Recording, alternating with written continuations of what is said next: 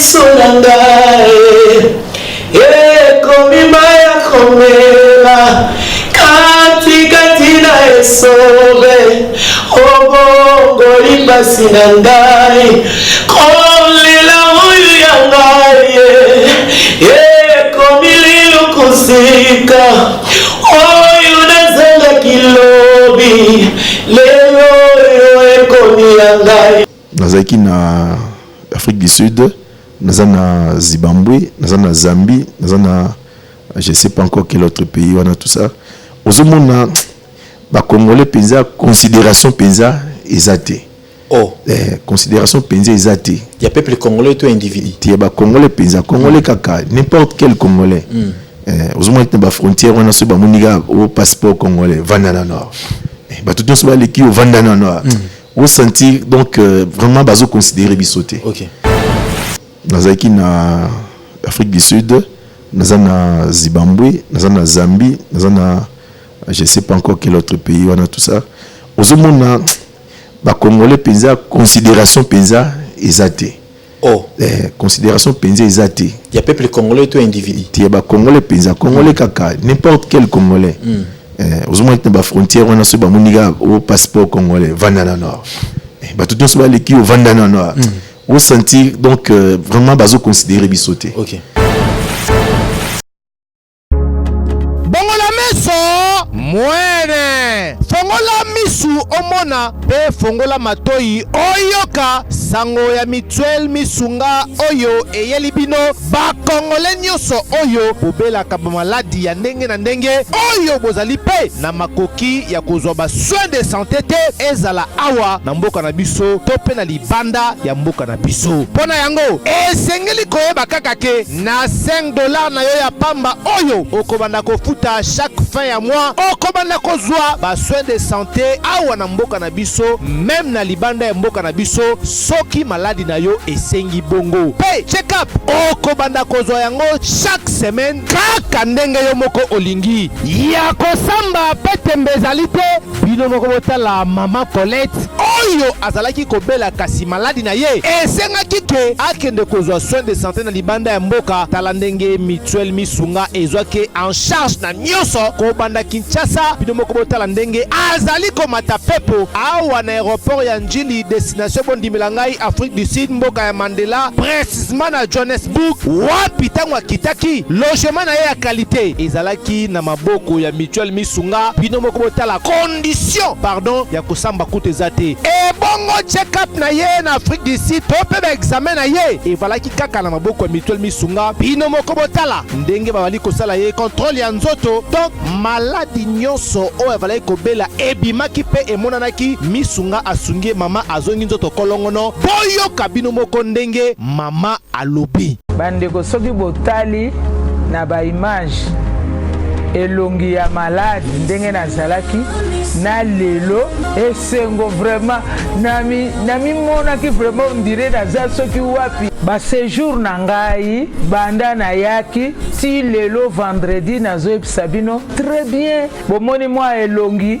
na bongi muke kutu bato babi par rapport ndenge oyaki na lelo changement pena po l'air wana so botali ba image na ozala kaka na kitambala na mutu moi écoute vraiment na se maquiller ezate à partir ya lobi na butu ti lelo naza vraiment très bien. Mutualité misunga mokili mobimba mutualité misunga international kaka ndenge bomoni mama Colette ba soins de santé na ye esimbi yo pe ovali kolanda biso soki ovali banda ya mboka soki ndeko na yo abengo na Kinshasa ke azali malade komi tungisama na yo te benga kaka mutualité misunga na numero oyo ndeko na yo na Kinshasa atovali na poto ye akozwa ba soins de santé à l'aisement calmement sereinement po mutualité misunga ezali wana tala kosamba na yo te kobanga na yo te komitungisa te luka kaka bandeko ya mutuelle misunga ezala maladi nini ovali kobela epa na bango okozwa solution lokola mama Colette azwi solution na ye kaka na $5 ya pamba oyo afuta na misunga ememi eti na Johannesburg na Afrique du Sud na mboka ya Nelson Mandela eske na mutuelle misunga tembe ezali eza te Bonjour fidèles téléspectateurs de la radio Télépuissance la RTP, bienvenue dans votre grand magazine Exode à la présentation. Bon Samba, bon la personne des bienfaisances. Merci à mon ami personnel Bilo Bissalo Bilokos, très mobile. L'après-midi à l'autre, on a plaisir. Il y a aussi la Marambo Belle Italie, Marambo Yambo Cannabis spirituel, c'est très important. Et en gros, sans plus tarder, nous allons recevoir l'évangéliste David Mandefo, sur l'année Marambo Belle, Nakatambo Cannabis sur le plan spirituel, physique et sur le plan moral. Message n'est même les peuples congolais n'attendent le loiseau à la mission après-midi. Puisque Belle Bozo Ndabiso, à on a Kinshasa, Bozo Ndabiso na voie céleste, na France, na Belgique, na Canada, na États-Unis, partout na Chine. Vraiment, c'est très important. Les émissions autour de la batuna ignorance pour la batuna lumière avec notre intervenant après-midi à l'autre, Boza et Belle Bozo Ndabiso. Les temps déjà toujours recevoir tout à l'heure l'évangéliste David Mandefo. Bonjour évangéliste. Bonjour Papa Brown. Bon après-midi. Hein? Merci, pareillement. Ça va l'aise, hein? Au fin de l'aise, ça va. L'aise, c'est bon, non? Les shalom, t'as quand même. Aux exodes. Boni, bah, voyage au Outi, aux Aïgina Tchad, Afrique du Sud, au Tamboulma Mingi, aux Ongi Kinshasa, voyage à l'Ekindening apostolique. En tout cas, Nzambe Azabien, Nzamba Sungi Biso Penza, mission tout ça là qui est l'équipe qui tourne comme Akasi. Et puis, tout ça qui est Liban Namboka. Tout le monde a changement de régime, surtout là dans la musique, mais nous étions très attentifs parce que Tanaza Libanda Makantiga na Congo. Nous tozongi pe tu na ba mission makasi. OK. Tozongi tu es sur le terrain makamwa mineneza. Mais sans plus tarder, Bambicho Makasi, message ni au memeli peuple congolais au Talabiso et tant qu'évangéliste, Bambicho Makasi ni boyena on amboka na biso Congo, to comme la 5e République. Merci beaucoup. Vraiment, au yebi malamu ke banenyo so leki, tout ça li ba prière et belé pour la nation. Tout kutani na ba grand hôtel, hôtel Venise un peu partout. Je pense que la veille élection nous a dit dans le Lubumbashi, tout ça là qui une journée de prière dans bâtiment 30 juin, dans l'Assemblée provinciale. On a prié, on a prié pour la paix. Nous étions avec des militaires, tout le monde, on a prié pour la paix parce qu'il y avait la peur dans la population. Bazobanga, élection, tout ça. Tout le monde a dit que la Tenzamba kobaté là. Oui, tout comme ça, Penzambe, tout ça continue comme ça, Nzambe parce que, en tout cas, Ndenge bazaki ko poncelé, Nzamba sa la grâce, na mboka na biso lelo, tout va vous aller tout ça boité. Mais Dieu aime les Congo et Dieu écoute la prière des Congolais. Nous moni tout ça na katia kimia. Juste après ça, la prière on a nakendaki na Afrique du Sud et puis tango passation les cas nazo landa nyonso et puis à partir kuna na bandai koloba na Nzambe to bondeli mingi pona kimia opesi biso kimia mais à quand le développement de la RDC, à quand ba Congolais pe ba ko sepela na mboka na bango parce que oibi nazaki na Afrique du Sud, na Zimbabwe, na Zambie, na je sais pas encore quel autre pays on a tout ça. Aux hommes ba Congolais penza considération penza ezate. Oh, considération penza ezate. Il y a peuple congolais tout individu. Il y a ba Congolais penza Congolais kaka n'importe quel Congolais. Aux hommes ba frontière on a ce ba moniga au passeport congolais vandana nord. Ba tout ça les qui au vandana nord. On sentit donc vraiment bazo considérer bisoté. OK. Yamwana nous sommes bandé ko pesa nga passe dans le bin non. Nous devons faire quelque chose pour notre pays de façon que ba Congolais ba vanda na mboka na bango. Comme ça ceux qui peut mutaki libanda aiba ilonya ki osala comme ça akindotela nga naka pambati akinobitaka tourté comme ça moi respect ezalapi pour na peuple congolais. En tout cas, j'avais vraiment senti dakati na nga douleur moko na bin non. Nzambe sunga biso mboka etelema. Cette fois-ci, au pesi biso kimia, Nzambe tolingi pe développement na mboka eya. Okay. Pour batu ba vivre pe quand même na kimia. De mon temps na zongi, j'ai commencé à prier le Seigneur. Na début juillet awa, Dieu m'a recommandé une retraite, na côté retraite ça une semaine. Le dimanche na butu na bandi, tant na komi mardi na tongo. Na bandi ko mona ba penser bandi ko elanga. Pensez à l'ibusala qui Zambazo Bisanga, au moni na mboka na bino Congo, crise eza makasi. Mais la crise où eza na kati ya RDC, ce n'est pas une crise due à manque ya ba ressources naturelles. OK. Il y avait des catastrophes naturelles na mboka nembo ekota na crise non. même la guerre aux Anamboka, et ça dit que tu as justifié crise d'ambition. Okay. La crise de la RDC, c'est une crise d'hommes. Il y a Batou. Batou, ouais. Le Congo manque d'hommes. Oui, moi j'étais en dehors du pays. Avant, le dernier discours, il y a président, ex-président, Joseph Kabila. À l'obi, Nathan Saoumé n'a pouvoir. Et ça, les Moko a arrivé au Salaté. Il y a information qu'on transformer mentalité à congolais. Donc la crise autour de la Katia Mboka, il y a crise de mentalité, crise de bomoto. OK. La valeur na Katia congolais ils a pensé. Nous avons aujourd'hui des intellectuels au bazo bima chaque année, on a des docteurs, on a des tout ça, mais le problème c'est que le cœur de l'homme, on tema ya bomoto, ezate, on tema malamu ezate, crainte en Zambie, crainte ya mibeko ezate, juste pour ça soif à justice ezate, intégrité ezate. Batou vraiment baza na Katia. Donc le mal est ancré dans l'homme congolais. Incrédulité Zamaka, c'est dans l'homme congolais. Oui, congolais, aobanga ninzambe, aobanga nimutu, mboka tellement que système, il y a impunité s'installe.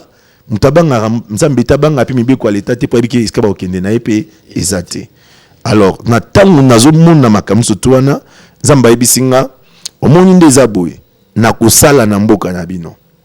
Ngazamona ba 4 messagers, je connais la prophétie sur la RDC. Zamba lubi na kosala, mboka na bine ko tombama, l'économie ko se relever. Mais pas avec cette génération. OK. La Bible dit une génération s'en va, une autre vient. Il y a une génération que Dieu prépare. Oyo lobi nango ekomema bolamu na kati ya mboka oyo. Et musala na pesio, c'est ce que Dieu m'a dit. Tu dois travailler pour cette jeunesse. Tu dois préparer cette jeunesse parce que na katia jeunesse wana ndi ba vrai leader oyo ba komima bolamu ba kozala. Jeunesse est abandonnée au travail na bango ndenge nini évangile David Mandefo. C'est ça le problème. Merci beaucoup mon frère Bron. Ngala bande ko réfléchir na zubik na papier. C'était pas dans une vision. J'étais seul dans l'église, je priais Dieu. Quand ces idées sont commencées à venir dans ma tête, j'ai pris un stylo et un papier, j'ai commencé à écrire. Nabisiko jeunesse sango ya Congo ozamba lobi to préparer bango to travailler bango, c'est une jeunesse oyo bon abandonné bon nazo catégoriser bango na deux groupes. OK. Ils ont la jeunesse sont tout abandonné. Ils ont bana musu babotami na ba famille bazotanga bazana maternelle musu bazana primaire musu bazana secondaire humanité puis musu bazana université. Ils appellent na ba jeunes musu déjà bazoko ko travailler na ba entreprise. OK. C'est une jeunesse ya Congo. Alors pour na ba jeune net on atangi awa. Et l'on nous a senga tout ça na kati na bango. Bango baza abandonné te, baza ba jeune vulnérable te. OK. Baza ba jeune baza na famille bazo ko la normale. Okay. Mais problème na bango est-ce qu'il y a mentalité. Donc et l'on zamba senga tout travailler na kati ya ba jeune bazo ko la bien wana en commençant par l'école maternelle. En commençant par l'école maternelle. Kolobela bango nzambe, crainte en Zambie. D'accord. Oyebi ça ceux qui muto banga nzambe te bolamu na kati ne ekosala mapete. OK. Il y a liboso to lakisa batu nzambe. Il y a mibale to lakisa batu amour du prochain. To lakisa batu l'amour de la famille et l'amour de la patrie, de la nation. To lakisa batu ba valeur que l'homme doit aimer le travail. Batu ba luka kozwa na facilité te, mais l'homme doit travailler pour gagner son pain. C'est ce que la Bible dit. Celui qui ne veut pas travailler ne mange pas non plus.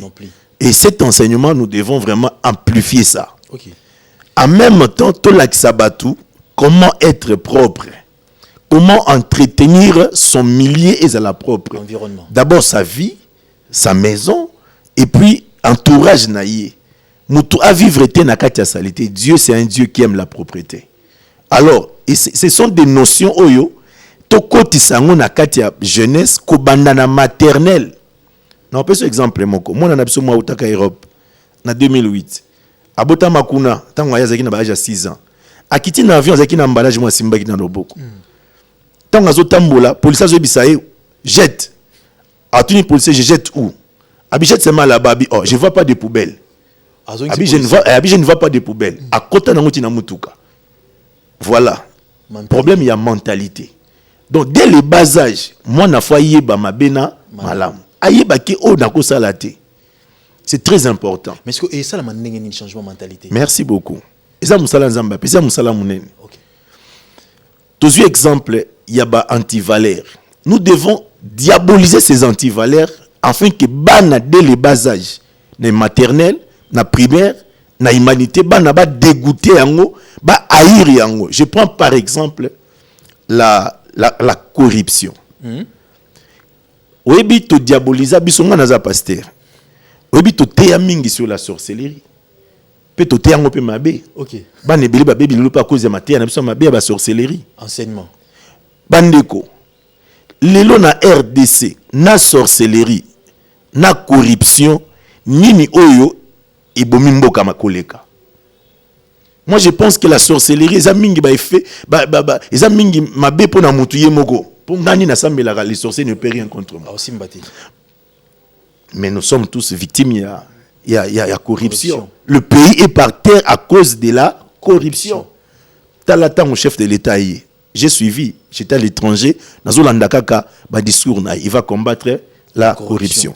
Et tant en contact avec les Américains, qu'est-ce que les Américains disent? Ils vont accompagner la RDC dans la lutte contre la corruption. Moi, je me suis dit, oh my God, pourquoi Bakoboto la biso responsabilité na biso? Est-ce que combattre la corruption, ce sont les Américains qui doivent venir nous aider? Et bongo biso ba sali nzambe na mboka oyo rôle na biso ezani. Parce que la corruption est antivalée, c'est un péché. Alors, nous devons parler de la corruption comme on a parlé de la sorcellerie. Les loso balobi mutazandoki, même l'église va tout bâtir pembe. Bakimi. Pourquoi pas tout ko diaboliser la corruption? Toujours te aller au mona o année accomplissement, année à prospérité. Bandeko, to ko kozwana nous peut thème la corruption. To parler sur les conséquences de la corruption. L'église peut roter bloc non? Mais ça moyibi, c'est mutazo yiba à kota lolate. Mutazo pratiquer le vol à kota lolate. OK. Alors, ils appellent kobuka commandement zambe. Ni l'islam, ni le catholicisme, ni le protestantisme, ni aucune religion n'autorise le vol. Oyebi ceux qui bochango kombo corruption, ils ont demandé moi propre, c'est du vol, c'est du vol. Kimoyibi. Eza kimoyibi. Omoni. To meka ko lobela na makambitali, to biso basel nzambe to dénoncer nanu o babengi la corruption. Oyebi, il y a certaines écoles. Moi je parle plus de la jeunesse. Dans certaines écoles, au monde la corruption bana ba message na ngote ba yebi ngote. Mais certaines écoles, ils ont aussi l'interro aux humains, mbongo tche na kati ya kai pour faire à corriger en tenant compte ya mbongo tchaki. Voilà certaines écoles. Mais surtout comme na 6e des humanités, bana nyonso ba komi koluka, ndenge nini ba kozwa 100%, ba cotiser mbongo, ba meka ko corrompre na en complicité même na ba autorité école, na ba inspecteur mususu. En tout cas, nous devons diaboliser la corruption auprès des élèves, que les enfants apprennent à étudier. Parce que avantage des animes. Moi, je suis en matière, à cause de ces examens d'État, à banipe ko sala musala. Mais ceux qui a tikine kotanga parce qu'il y a des pesa mbongo, toko zwakaka 100%. Moi, na communiquer même à comme phrase moko na français c'est un problème, même à loba c'est un problème. Maintenant, toujours moka, toujours mimango wapi. Mais si le mécanisme est seulement ni pour changement nécessairement. Est-ce que ba moyen zali et seulement comment évangile David Mandefo. Merci beaucoup. Nazo ko mananga wana. Tango bana babimi na humanité, na mwandambo dozi ya corruption ba kina université. Angaye. Na université nesko ne soni pe mawa. Même les serviteurs de début va corrompre l'université. Mawa. Kende la médecine théologique okuta. Même la théologie. Kende kaka okuta bande ko za pasi. Moke kiti corruption et comme le ko la neti, et comme le ko neti, mode de vie, mode de vie. Je suis même obligé pour na ici. Il faut les canaux corruption. Non, ça on doit dénoncer. Je suis très naza d'accord. On doit dénoncer la corruption. Et bomi mboka na ninga osakanati. D'accord. Yo yebike ça fait la honte dans notre pays. Quand il y a eu élection à sénateur, tout le monde a crié à la corruption. Quand il y a eu élection à gouverneur, tout le monde a crié à la corruption. Qui a corrompu et qui était corrompu? Aux hommes, bateau tokobenga ba honorable. Non, c'est pas normal. On doit vraiment pas. Jeunesse ya lobby. Faut pas gêner aux hommes qui non corruption c'est le moment na mosala na vinanga. Pour arriver à nous poser la question comment le faire. Ezakaka l'homme est fonction de ce qu'il entend. OK. Omoni mutu azakaka lelo batu ba ina kindu parce qu'on a parlé de la sorcellerie. Si nous commençons à parler de la corruption. Bana omoni ba mikolo tinate parce que atoli ba yoka osuté. Oyebi nzambe na désert ayebisi Moïse omoni ba onyoso ba bima en Égypte bana plus de 40 ans ba okota te parce que mituna ba bébé déjà bébé déjà bano ba botamine ba kota. Moi je pense que nous devons plus focaliser notre attention na bana parce qu'une nouvelle génération doit venir pour na oba koya na mentalité asika tout la qui sabango na niveau. Comment le faire? Dans les écoles qui est des conférences, qui est des spots télévisés, qui est des... donc batoko qui concevoir ba pièce bato basala ba pièce théâtrale donc toko sala marambe belé au de façon que tout marteler qui sur la corruption. Bana batuna ni nanga benga corruption to expliquer ba mo corruption yango sala ki mboka na biso et bien la boina passe moni baninga na mboka tel bafuta ka classe T baninga kureke ndakate ce qui mboka na biso kureke ndaka à cause ya corruption. Ah ce que moi na bituna c'est corruption ça m'a bien ce qui est le quoi na ka to koti na kati ya bana en même temps to bandi koluka ko guérir ba o déjà bazana kati ya maladie ya ba remède des alliés à guérir. Oui yo kanisi corruption c'est ça tout parce que les locaux mon étudiant mon boye à cause na épée peut-être na maile na ye na ibiki awata otangi na yo soko cheka nyaka te ozwate yo ka ça au sepela te. Moi je sais ba mingi ba koti bunga nanko. Alors il faut tout dénoncer voilà toujours dénoncer mais que l'État moi je prêche je prie mais l'État Nzamba pesa e fimbo à s'impliquer. L'État Nzamba pesa e fimbo fimbo neza pour na punir bato ba osala mal le mal ba commettre le mal, c'est-à-dire l'État a tous les moyens, a pris Dieu sur la terre, c'est l'État, pas les sorciers, c'est l'État. La sorcellerie n'a même pas de pouvoir sur l'État. Donc l'État doit prendre des mesures disciplinaires qui s'imposent pour punir tout bazo travail dans un système de corruption. Et puis ceux qui ont dénoncé la corruption, il faut l'État protéger. À supposer que les gens sont étudiants, na lobby que non la prof tel les points sexuellement transmissibles. Ceux qui ont dénoncé, oui que ba prof est belé ba se liguer contre eux, soit il sera refusé. Mais maintenant qu'est-ce que l'État va faire pour na muto à dénoncer? L'État doit les protéger. D'accord. Alors nous sommes tous c'est l'État. Par la responsabilité à l'État à pinisaka. Muto ya quoi na mbeba ya corruption. Tala lelo na ba magistrat, ba médecin. Donc c'est compliqué. Et les serviteurs de Dieu. Bisokutu dans Mawatro. Nous qui devrions être des lampes pour commander ténèbres. Ok. C'est compliqué. Nzambasa la grâce. Il y aura une nouvelle génération de serviteurs de Dieu qui ne verront pas l'argent, qui ne travailleront pas pour un gain honteux. Je ne sais pas pour Nabako Masonene qui auront les soucis de relever les défis où les lots sont église et lati. Nanzela ba pasteur commerçant nzambazo bongisa nazolo babwe baza déjà on nzambazo préparé pour na ba matana relève bazo relève la relève ezoya mais cette relève on la prépare ndo moniso nzamba binanga s'occuper na jeunesse ils a pour na préparer ba jeunes que ce soit sur le plan spirituel que ce soit sur le plan politique bato bakoya na amour moko abi non le Congo doit aussi décoller. Mais évangéliste, est-ce qu'il y a des moyens palpables, des moyens physiques, des moyens financiers pour le changement de mentalité? Parce qu'il y a un coup de pouce, au Salango étant que ONG, au Salango gratos, au Salango étant qu'une église, ça se passe comment? Un changement de mentalité au quotidien au Congo, au Lingi, mentalité à Sikeya, la génération Sika, au Salango Ndengeni. Merci beaucoup. Quand Dieu donne la vision, il donne aussi la provision. J'ai passé beaucoup de temps en train de prier, de réfléchir avec le Seigneur. Bien aimé, tant où na bandaki na nkota la likambo jeunesse, on a lobeli mingeza ba jeune bazo tanga n'est-ce pas? Mais il y a une grande partie à jeunesse batangité. OK. Même à nous bazonga classe té bazé belé. Puis ba mingi bazana balabala. Puis ba mingi ba se lancer dans un phénomène kolona. Ba commis déjà violent. Ba commis un danger, un fléau pour la nation.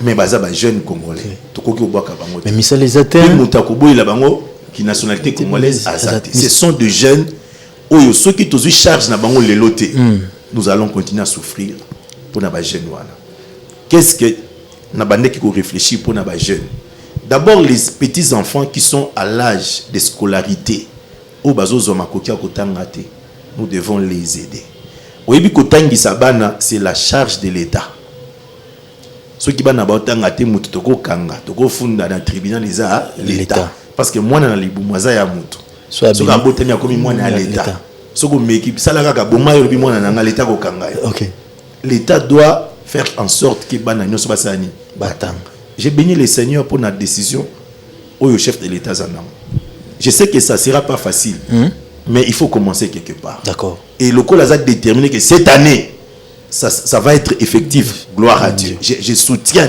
et je prie que cela puisse réussir. Je sais qu'on n'a pas beaucoup d'infrastructures pour nous parce que l'école est privée.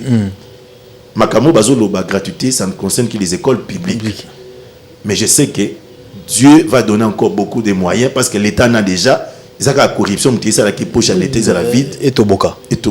Mais ce qui n'dengi kaka rigueur cette année le chef de l'État, avec le gouvernement qui va entrer, s'il a vraiment la rigueur à punir, on pourra construire à Kinshasa plus de 1000 écoles. Parce que dans le ministère EPSP, il y a toute une direction, il y a planification. Il y a déjà nombre de baza, na possibilité de bah il y a déjà. Et c'est ça la statistique qu'on a vraiment. École, nous avons espace vide. L'argent est au pays. Nous n'avons pas besoin d'Indiens, de Japonais. L'argent est au pays.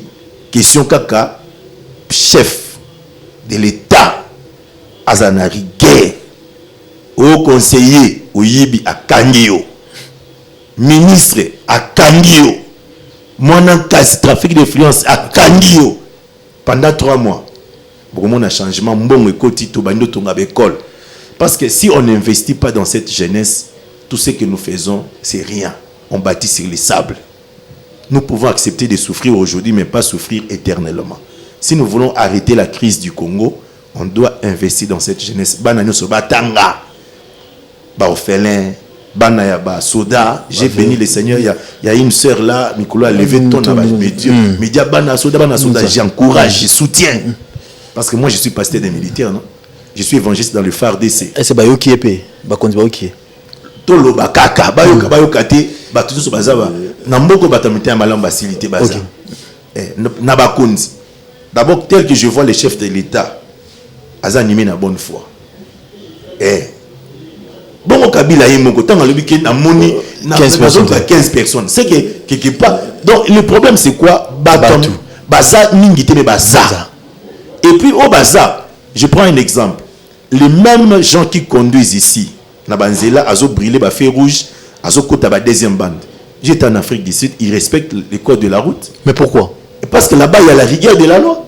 Je suis à Goma souvent, quand tu entres au Rwanda, au Koto Samibeko, parce que au Sakani, ba Kangio, au Futiamand, à la Lokola, au Rulubamunora Mboka, au Koganga, au Kopesa Kanyaka, au Roulage à Futikayo. Mais ceux qui ont fait un mandat solo, l'eau doit changer au moko. Dans les autres, le chef de l'État a continué au Kanga, a continué au. Bioza pasteur te, biso ne ba pasteur toté a bolimbisa masumu, ba pardon, mutaye limbisanga. Yoza l'État nzamba pesio fimbu. Kanga. Tout ça on a besoin que tout ngandi na zabo. Ceux qui présent ko Kanga na tonga na poko lelo, na le bara chef de l'État. Le kola ba ministre yo batikala ko gérer pendant que vous avez avant que le gouvernement o ekota na ba conseiller o ya sali mabe c'est tout se servir na lokola exemple de punition comme ça ba oya ba obanga de yebeno boy corruption anti-corruption. Ésaïe chapitre 26 ko bana verset 9-10 na kati ya mboka ya basantu soki mabe za punité bato ba ko continuer ko sa mabe na ko mabe ko bana ko se généraliser. Il faut payer punition et ça pour arrêter le mal. Et ça j'encourage. Pour na bana o ba otanga te to sunga bango batanga. Bo sunga bango ndenge nini. Par exemple, dans l'église où je suis, j'ai dit à tous les membres, nous sommes ne fils qui charge à moi, où il y a tant qui année passée. Ok. Parce que au moins, il y a tant qui année passée, il y a comme 7 ans, il y a comme 8 ans. Attends, lobby gratuité enseignement. Mais au sens où la première, il se sentir mal à l'aise, donc il faut agir le plus vite que possible.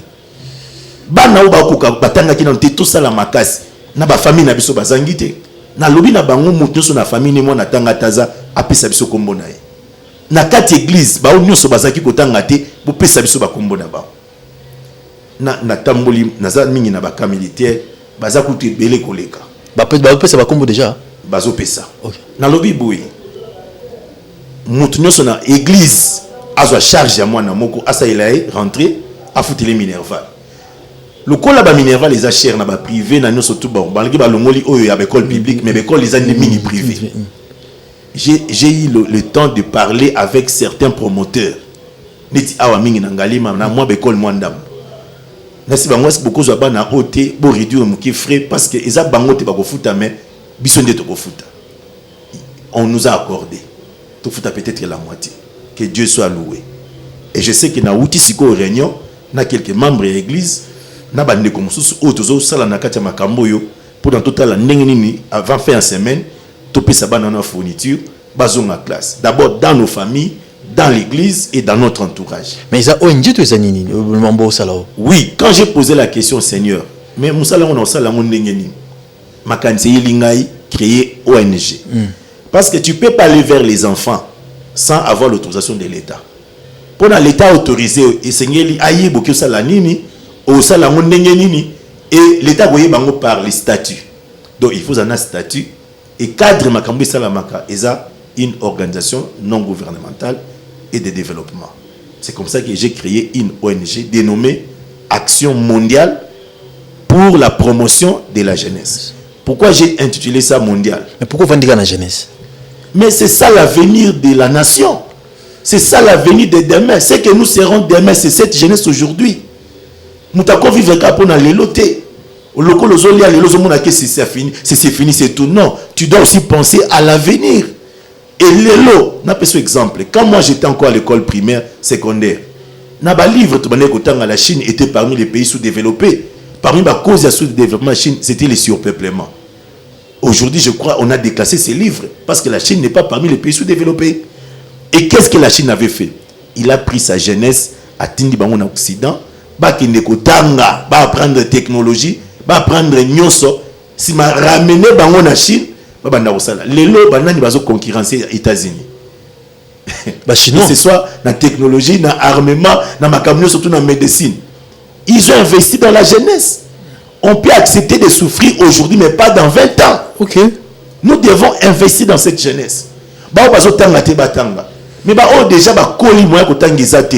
On peut le récupérer base de formation professionnelle. Par exemple, la formation professionnelle, c'est un peu moins moyen. Oui, je sais. C'est pourquoi ça demande une organisation. D'accord. Surtout que ONG, ça pour nous tous s'organiser. On ne peut pas rester toujours au bakaka. Non, Dieu nous a donné les idées. Dieu nous a donné donc l'intelligence et la prière, la parole de Dieu. Nous devons capitaliser tout cela et tout beau tambouma. On a vendu si jeune, naïb si bango, surtout vendu na mboko, Roger Loné, on peut créer des emplois. Et on peut créer des emplois. Je vais expliquer. Zamoutou à moutou. Zamba sala moutou dit Néa il peut créer quelque chose. Ba juif bazonga na Israël, bazonga na bogo pamba. Bazosonga ko bata makokima, mais qu'est-ce que Israël?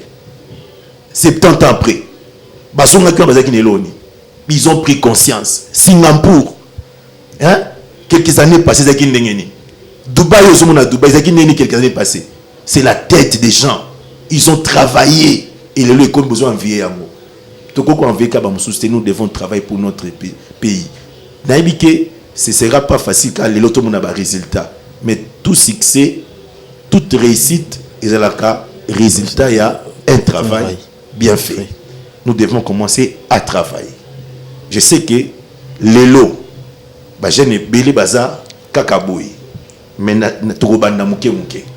otokoka ngana ko encadrer bon ça système de recrutement bon ça comment mais ndeka no lo baboui ba jeune no ba sepe na makanisi oyo ba ko benga ba ito sangani no eza to simba loboko na loboko mboko total la bato libanda te aucun américain ne viendra ici pour les intérêts des Congolais. Les appels prière thème de développer mboka plus hommes ça nzambe pas seulement la prière dans le but que prière tu on a le bien te ils a ka prière te après avoir prié Dieu donne des directives ce qui bo sambeli nzambe opesa bino ba directive ce que ce qui bo tosi bo sali ndé besoin réponse en nzambe c'est pas par un bâton magique non boko kota na terre promise boko lona boko buka boko tambola boy ndé Israël est comme une grande puissance. C'est ce que Moïse a dit aux enfants d'Israël. Non, nous devons dire à la jeunesse ngaba papa bolimbisa ngabino batu bolanda ngaba papa na ba maman vraiment génération penza vous décevoir trop. Je dois plus me concentrer na bana Esika. Ben bano amike je suis là. Oyebiki na église na sala kindeni moi na suis le premier. To bengi bena na église. Cadeau à l'église to pesier pour encourager bana na excellence na travail. Bon d'ailleurs échec beaucoup encourager. O bazo échec na ina sambeli pour na onesi bango monde vous avez bazo baté. Vous avez distrait. Mais ané oyo kaka tambo benga première période so azui na pesa mdo ba cadeau. Baza déterminer né oyo. Eza compétition. OK. Oui, c'est ça motiver jeunesse. Eza pas méthode ya encourager ba. Jeunesse. Oui. OK. Ba o nyoso ba yaki na église ba kata classe o na suka na 6e. Mais au suka na 6e ni no non za na fiancé tika na fiançailles. Frère qui na université. On me tafte la mbonga te frère qui ne comme ça na Congo batanga par la foi. OK ba bengani yo nani ba bengani na université. To si ça te. Ba bengani yo malé menzamba sungi okomotika na un vrai besoin no souci no makasi ma primordial les animes. Évangile David Mandela. Lutter contre la pauvreté et la délinquance juvénile. Na lingi te mboka na biso et continuer kozaka toujours na bobola ba manka kabiso respect partout. So ba moni congolais ba dika ki ayeko détruire ayeko yiba ayeko senga non. Dieu a créé ces pays riches. Pourquoi le peuple doit être pauvre? C'est pas normal. Pourquoi nakati mboka oyo mutu moko à cause de mbongo oyo 70 millions basa na ngote azwa ngosko ndengeni? C'est de l'injustice quelque part, c'est du vol. Yo zi mbongo ni so na ndengeni ba tous waza na ngote. Mais ba ko sema na ba église na bino baton boyi bango kasi on a lobité biso na basali la nzambe to banda ko condamner la corruption na muyibi to te ya bato amour du prochain na crainte en nzambe baba bozui na yo to pisinga lelo biloko yibaki na kompe reseller et qui va passer beto ba reseller bon eloko mutayibi ozu yango boko molia na yo zanani oza reseller na miso nzambe. Nous devons dénoncer ngai ni nazabu bato so tunanga est-ce qu'il est déjà kutana ba mbongo est-ce que kutana bato promesa te mais soko tuni nazanani ndo oyeba. Problème est ça, la vie d'un homme ne dépend pas de ce qu'il a, mais ce qu'il est d'abord. Et la vraie bénédiction, c'est celle qui vient de Dieu. Ce n'est pas amasser, le pas battre. Zambabi malheur aux riches de ces temps. Pourquoi? Parce que vous avez amassé des richesses. Botoli batou, basali pas n'importe fouti bango bango monté. Bazo kufa, banana bango bazo kufa parce que boboy kopé sa salaire na bango. Jugement Zambezoya. Ça, je prêche à tous ceux qui nous dirigent, à tous ceux qui s'amassent de l'argent au Baïbi. Il y a le jugement de Dieu. Dans ces pays, personne ne peut te toucher. Tu es de la famille telle, tu es connu, tu as des généraux derrière toi. Mais quand Dieu t'appellera en jugement, personne ne sera là pour te protéger. Tu dois te repentir et tu dois aussi travailler pour le bien des autres. C'est la raison pour laquelle Dieu t'a béni, Dieu t'a élevé à ces postes-là. Mais c'est pour soutenir le faible. Évangile, est-ce que vous avez déjà fonctionné, ONG? Oui, tout a fonctionné. Vous avez appuyé, c'est votre spécialité. Provisoirement, bureau, où ils ont dans l'église, ils ont exploité provisoirement parce que makamona lo banzamba pesinga ngo kaka na JA. Après ce que pesanga, a pesinga orientation tout ça la ONG. Na bani ko raisonner, na bani pe ko partager na basali banzamba mususu na bande ko mususu. Neto sali ba statut lo surtout ils a OK. Tu as adopté ce statut. D'accord. Il y avait un mini projet tout ça là qui pour la rentrée scolaire. Bisomoko na niveau église tout ça li otoko sala. Est-ce que bana bazoya tel ne belé o sengil to sunga batanga neo. So batangité ils a déjà aussi bana nous ça 24 communes. Mingi tout ça concentré na Ngalema. OK. Le coup la peine à travailler na camp militaire. Na mingi na bana ba blessé, bana ba famille militaire musuna yiba ina bango. Pe baka osambia na église na biso. Baza mo ebelé.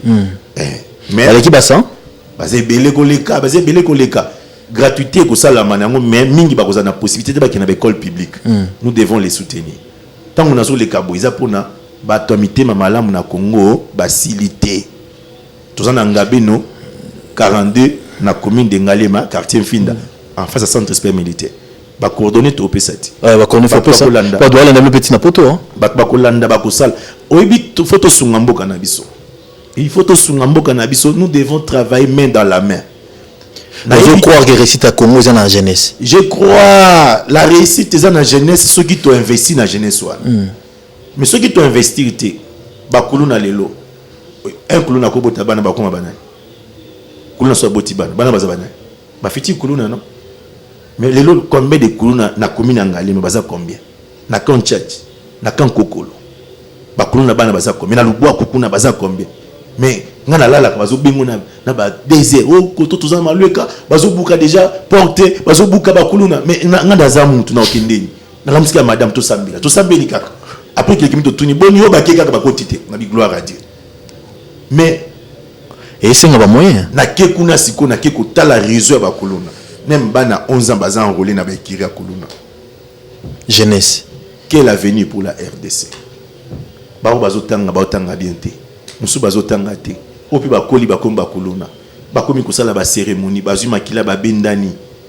makila bango nyonso na ekiri batie na verre basangisi na whisky bamelinda mundambo c'est diabolique hein? C'est diabolique oui c'est diabolique bana mingi baza bakuluna wana bazaki ba choriste na ba église bazaki bana bekodim na ba église. Oh bien aimé nous devons réajuster notre tir message tout à l'église faut tout là est-ce que zobotambo maté la façon dont tozo memela Congo oyo faut tozonga na mwasima toki na Congo yo wapi toki no zinzona libulu moi je pense que c'est pas normal. Moi je pense que le mal on doit le combattre. Dieu a dit à Gédéon va avec la force que tu as. Moi j'ai organisé beaucoup de prières pour la paix. Maintenant je travaille pour le développement. Or le développement c'est le travail. Le pays ne se développe que par le travail. Et travail, il s'est appelé quelque part accompagnement à l'État pour la justice. Donc pour ça, nous avons l'État accompagné. Accompagné. On a ça les sur quel plan sur le plan matériel, sur le plan administration. Sur tous les plans. C'est l'État qui nous gère tous. Bon, ils ont l'État. Les lopona qui ne kokota na école à ban na pesa bangomba sensibilisation il faut l'État sani à autoriser nga. Pour na sangisa bato. Tout ça na programme au sangisa 1000 jeunes soit na grand hôtel wana so batande kwa grand ba yokanga so ba pesa nga salle ba pesa salle so pe muta kozwa salle azwa 1000 jeunes tokozwa ba kuluna ba enfants de la rue ba filles mère ba médecin ba juriste donc ba étudiant biso nyonso tout rolata ba polo. C'est ça la jeunesse congolaise. Faut tout simbana ba o baza ba kuluna wana totika bangote to rejeter bango continuellement ko sangisa bango faut to benda bango vers biso. D'abord il souffre du rejet to zo bango to soana bango to beta masolo ya ba jeune na Congo beaucoup makuna bosala nini avenir bozomo nango ndenge nini aba biso to za ba médecin ba juriste to za ba pasteur bino bomoni tout ça ni pona bino. Je pense que du fait que carte bando sangana ko beta masolo et ko sunga bango mingi. Très bien. Pe ba témoignage to ko pesa ba sali nzambe nga ba papa nga ba 4 messages bazaki ba diambere ba obima na kiba baza omila diamba adi na bala soko oyebaka histoire adi na bala te il fait aussi mener des bandes à partir est de kuna ti ba kendaka na campagne ya Osborne ba kendaka ba panza campagne ba kendaka ba bebi sa ba beta musali nzambe nzamba kutana na yekuna na campagne. Moi je pense que ba kuluna mingi bazawa mingi baza ba fiti pasteur mingi pe baza ba fiti dirigeant le quoi ba jefté na Bible. Mais nous devons les approcher. Nous devons les accepter tels qu'ils sont aujourd'hui. Tout qui ne verbe. Bah au bas ça ba crime l'État kanga bango. So ba comme na parquet. ONG tozo ba to sala. To ko bando landela na parquet nani abimisaka bango. To ko dénoncer. Moi ni na bo na mboko mutosanga ilo kwa saati. Donc mboko nazaki pas na biso donc mutosanga ilo ko. Olanda tina suka. Na Olanda tina suka. Akinde basambisa ye. Ba condamné ceux ba condamné ba quelque part ngana qu'est-ce qu'on tant que pasteur mais li moi li pas moi lamba na teye malgré condamnation condamné oyokele mawate compassion chef d'état lobi ke bakuluna ni sorti na bango na kanya makasi c'est na service national na beta ki maboko j'étais en Afrique du Sud j'ai appelé mes frères qui sont au service national na bi lokola président bia otinda bakuluna ngana ko ya côté ya bango kuna oui j'ai encouragé l'idée bakende baza makasi bakata batu bakata mabele bakata matiti bakata banzete baza la main d'œuvre parce que notre pays ne produit pas sur le plan agricole. On peut multiplier les services nationaux un peu partout. Comme ça, bakuluna nyoso bakindi main d'œuvre. Tango baza kuna bazo purger peine naï. Ceux qui bakatela ki 10 ans. Pendant kaza kuna tozo pese formation. Il y a métier. Tozo TM alobanzambi kola kisaye civisme, moral, patriotisme. Pour bakoma pe na milimo. Na biso basala ba cérémonie, biso basala ba kisi. Il faut tout faire bango peto sambi la pona bango. Moi je connais l'onction du Saint-Esprit. Milimo moko te resista kana nguya nzambe. To ko ide bana wana. Ba mingi ba obika. Ceux qui ba yekoli musala. Après 15 ans, 10 ans de condamnation. Akoki ko kena armée, akoki na la police parce que déjà na kata centre, ils ont déjà place baza bakangami ba cause de formation malonga. Bakoki na service à gardiennage, bakoki na ba exploitation minière, bakoki ndi ba place belé. C'est ça la jeunesse. Être président, c'est penser pour la jeunesse. D'accord. C'est ça. Qu'est-ce que tu as comme... J'ai suivi le chef de l'État. Moi, j'ai dit, je suis d'accord avec ce qu'il dit. Je vais aussi travailler, appuyer. D'accord.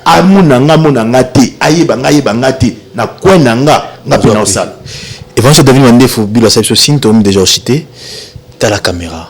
Merci. Au petit message. Message à Souko Opesa na jeunesse na l'état congolais na bandeko nyoso zotalo a na Congo na Poto na Amérique na Asie par rapport à ONG par rapport à vision Nzamba Pesio pour l'encadrement jeunesse à l'obéza malamu okoloba la caméra pendant quelques minutes. Merci beaucoup. Message na lingina pesa na ba jeune d'abord, ne perdez pas courage. Nzamba yibi biso, Nzamba benga biso na mboka oya kusala makambo minene. Mais diable Aïbi, na Égypte, à côté de Nanzela Pharaon, babuma tous les jeunes, au basaki au botama mibali. À côté de Israël, Nanzela Hérode, babuma les garçons de 0 à 2 ans. Je sais que le diable a ciblé notre jeunesse. Il y a moyen à rendre l'éducation impossible, à rendre l'instruction impossible, puis le phénomène nous c'est côté. C'est que Dieu est plus puissant que le diable. Ba jeune nyonso, zambazana projet likona bino. Boya to sangana to simbana to sungana to kolonga pe mboka na biso ekende liboso na nzela jeunesse oyo na kati na bino nde bovanya na bomela makaya basali nzambe baza bafiti dirigeant baza ba pe bazotanga boko bakotanga parce que to ko diriger mboka oyo ba o bazokamba biso bakokendaka lobi biso tokozwa makambo na maboko na ba parents nazo senga na ba parents ba mingi bazoluka bana bazui bango te nzambe apesi yo bana au lieu d'encadrer bana, au tiki bana, balaba les récupérer bana, balaba les botamons à mon côté. Lilo awa bozi décision boka bwana papa na maman. Est-ce que vous avez basor ya bana? Mingi bana bazana balabala. Si baki à cause ya ba instabilité, ya famille. Papa na maman bozonge la responsabilité na bino, ya ko boko la bano zamba pesa kibino. Nazo kinde pa biso basali nzambe ba pasteur.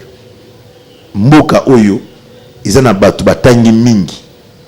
Mais na mon école tena université où est formé mitema batu à part mitou les lombo qui ont souffert na batu bazana mitema malam les lo péché na mboka et mettre mboka à genoux mais biso basali nzambe rôle na biso ezanini.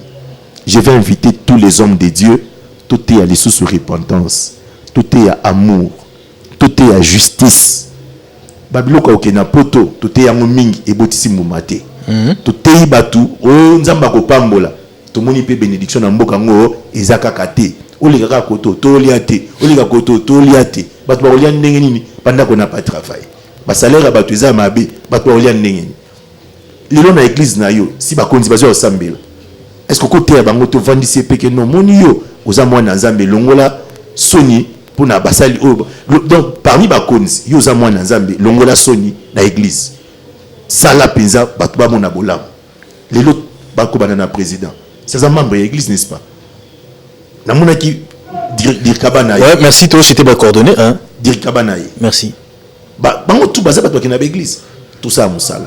Dans l'État, l'état film na maboko numéro de téléphone ngongeza muke bo pesa biso possibilité to leka mingi 081 081 050 37 68 081 050 37 68.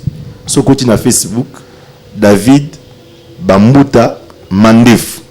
David Bambuta Mandef. Votre serviteur. Merci évangile, c'est David Mandefo. On a te partagé nayo surtout pour la ONG, surtout na société zanango RTP. Société zanango pour la jeunesse vraiment espérons que nzamba osala bandeko bile balando na poto pour soutenir na adresse on a kana ba coordonner wana. Merci. Merci Bilo Bissalo, merci Héritier Bakuba, restez branchés. Au revoir, à la prochaine. Merci. Le temps passe et ne s'arrête jamais. Alors réveille-toi mon ami. Et tout ce qui nous quitte chaque jour, laisse que cela nous serve de leçon.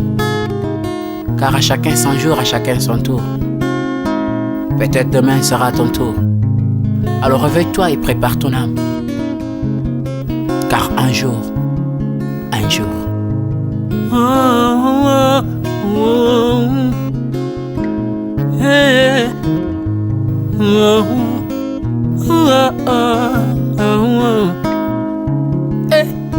le temps passe, le jour s'envole, s'en va si vite sans laisser de traces.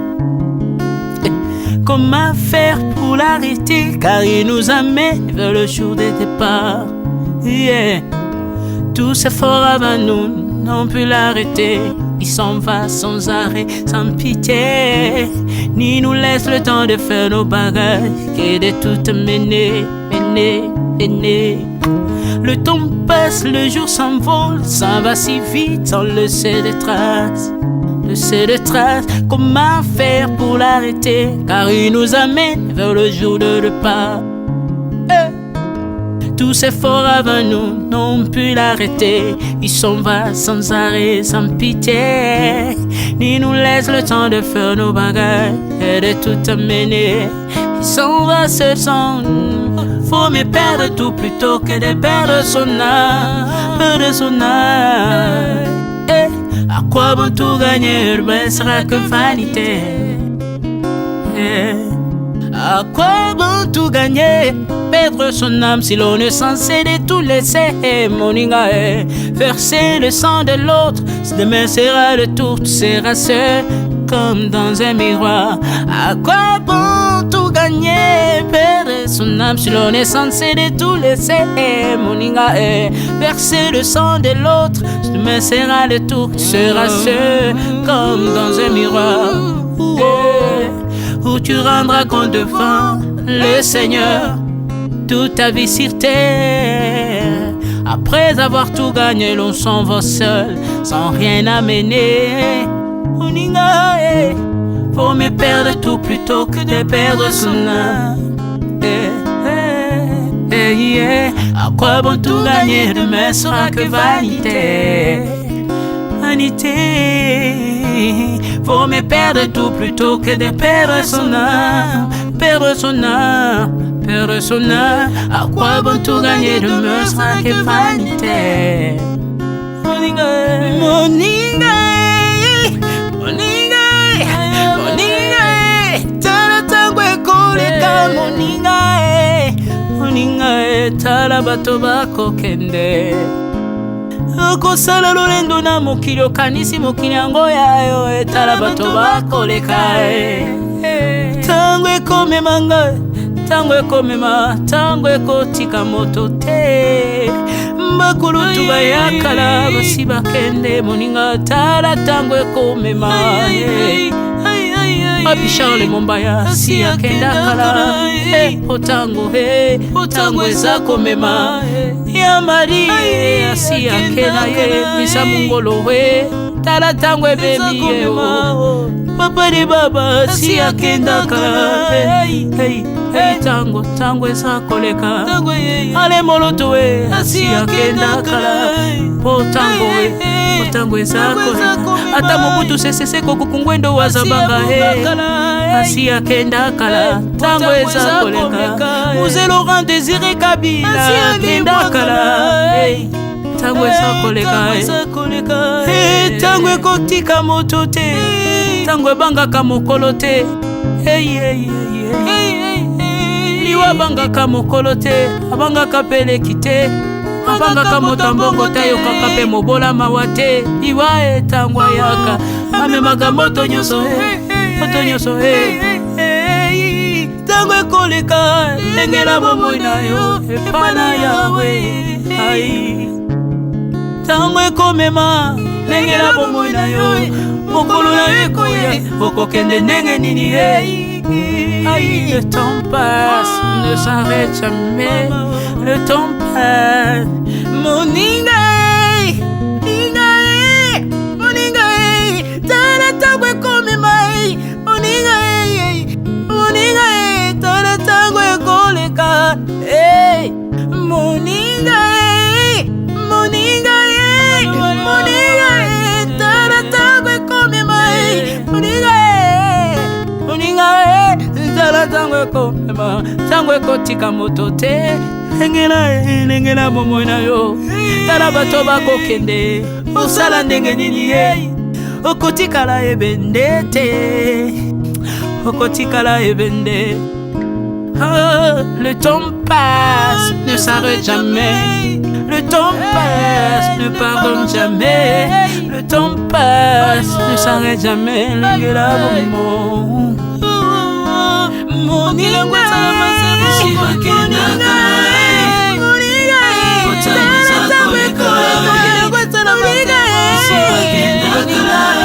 tala tango ekoleka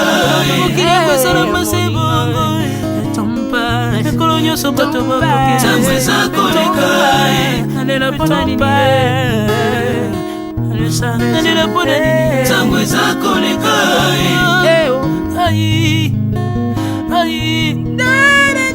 tango eza koleka